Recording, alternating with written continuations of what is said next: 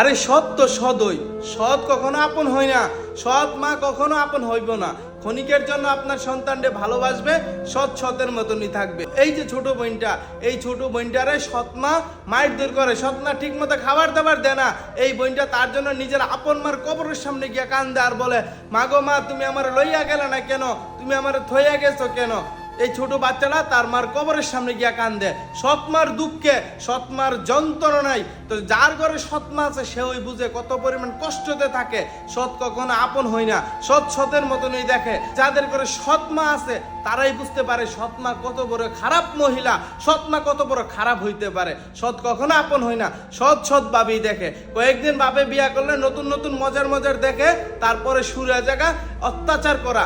তাই যাদের ঘরে সৎমা আছে তাদের ঘরের ফ্যামিলির সন্তানরাই অত্যাচারের ভিতরে আছে, তারা কষ্টের ভিতরে আছে ভাই। সৎ সতই থাকে। যখন মা মইরা যাবো গা তখন বাপ তালু হয়ে যাবো, এটা বাস্তব কথা। বাপে সৎমার কথা শুনবো, বাপে নিজের সন্তানের প্রতি ওরকম টান থাকতো না।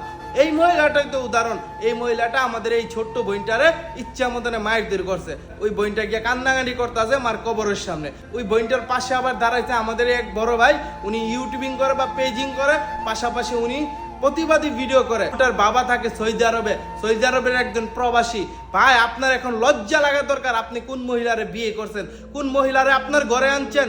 আপনার লজ্জা লাগা দরকার। আজকে আপনার সন্তানদের জীবনটা শেষ হয়ে গেছে।